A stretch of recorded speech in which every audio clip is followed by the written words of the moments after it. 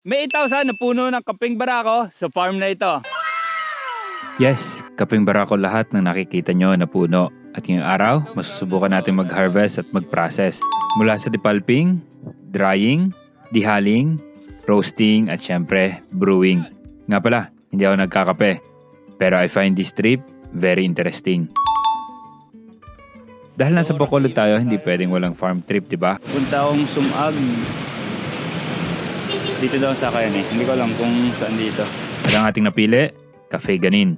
Sabi sa akin, marami daw kaping barako dito at pwede daw akong gumawa ng sarili kong kape from scratch. Tingnan natin. Nag-comment lang ako papunta. Adventure din na ba? Pero very nice experience. Sir, magandang umaga. Saan na daw? Kapihan tapat ng Bounty Fresh Warehouse. Tagal ko na rin kasi hindi nakapag-commute eh. Ibinilin ako ni Ma'am Queenie, ang owner ng farm sa kanyang farmhand dito at tatlo niyang OJT. Okay, andito tayo sa Cafe Ganin. Dito sa Dulao, Bago City. Kasama ko si Sir. Pero meron akong kasamahan dito na tatlong mga OJT. My name is Geraldine Cantiga. And I'm Maria May Mitran. And I am Steven Honrada. Iniikot nila ako mula sa seedbed at sa nursery. Mukha siyang langkay. At sa napakalawak na farm. Siyempre, hindi ko na para puntahan hanggang dulo niyan at napakalawak niyan. 8,000 puno ba naman? Tinuruan nila ako paano mag-harvest ng kaping barako. Paano ba? Malalaman ma'am, pag pwede nang i-harvest.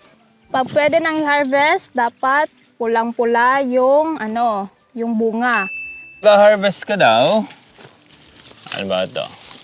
Huwag tanggalin yung crown. Ikutin mo yan, tapos yun ang hindi dapat mag-harvest. Itong crown na to, daw ay may iiwan siya sa puno kasi siya ay magbubunga pa ulit. Yan. After mag-harvest, kailangan mag-sorting. Ilagay sa tubig ang mga buto na na-harvest. Lahat ng lulutang, bad beans. At ang lumubog, good beans. Yes, ipapakita natin naman ang process ng paggawa nito. Meron naman silang mga machine na matatry din natin ng kauntian. Sunod naman ang depulping. At gagamit tayo ng wood press. Depende daw sa lakas mo kung gaano karami ang pwede mong ilagay. Siguro, mga 2 days matatapos ko ang dito sa basket. Nung mapagod na ako, meron naman palang depulper eh. E di gamitin natin. Hindi ko na kailangan magpakahirap. May makina sila dito. At 3 times daw idadaan dito ang bunga para matanggal lahat ng pulp ng beans. After nun, ilalagay sa plastic for 18 hours para mag-ferment. As in, selyado dapat. At nilalagay pa daw nila ito sa cooler para hindi mainitan. After 18 hours, hugasan ito at ilalagay na sa dryer.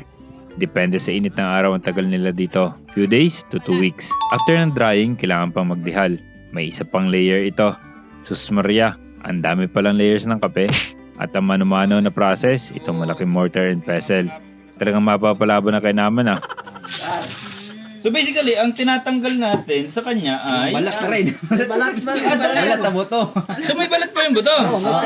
Sa wakas. So ito yung kape. Oh, sir. Yan yung niro-roast. Sus Maria. Yan, ang green beans, yan. Akala ko pa man din ay maglulupak kami. Iba ang laban na napuntahan ko ah. Napalaban sa pagtatahip din pagkatapos para maghiwalay ang hal sa mismong beans. Green ang pagka-beans niya. Maganda palang gawin ito kapag hapon at may kamarites at talaga namang mabagal ding mag-sort. Paghihiwalay ng hal mula sa beans, tapos ihiwalay pang reject. Reject daw ang beans sabi ni Kuya Danilo pag medyo maputi ang beans. Kaya pagkatapos na aking mga ginawa, ay wala pa isang mangkok eh. Kasya na siguro yan. Next stage, roasting. Mano-mano din. Kailangan daw haluin para pantay ang pagka-roast. So okay na po ito? Okay na ito. Ayan. Hindi mo, kahit mo, panggang lamig. Okay, so yan ang ating roasted kape, barako. Try natin yan, ngayon din. Para sa last step para magamit na natin ang beans natin, grinding. Gamit lang tayo ng mas maliit na mortar and pestle. Lalaki ang braso natin dito ah. Mahirap pala manuman ng trabaho dito. Then naawa na ata sila sa akin kaya pwede na daw yan. E di, yan na yan. Okay, ano, try na natin to. Sige. Sige, go. And finally, ang pagtitimpla. Take note, hindi ako nagkakape ha, pero titikman natin yan. Aba, ay kailangan pagkatapos ko magpakahirap ng ilang oras para dyan. And moment of truth. Oh, cheers, Gerald! Okay.